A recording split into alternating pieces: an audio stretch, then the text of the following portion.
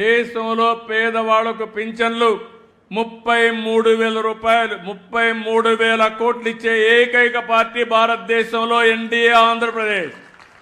ఏ రాష్ట్రంలో ఇవ్వడం లేదు. కనీసం ఒక్కొక్క ఇంటికి 48,000 రూపాయలు సంవత్సరానికి ఇంకా ఎక్కువ వచ్చే అవకాశాలు క్రియేట్ చేశామని చెప్పి కూడా నేను మీకు తెలియజేస్తున్నా.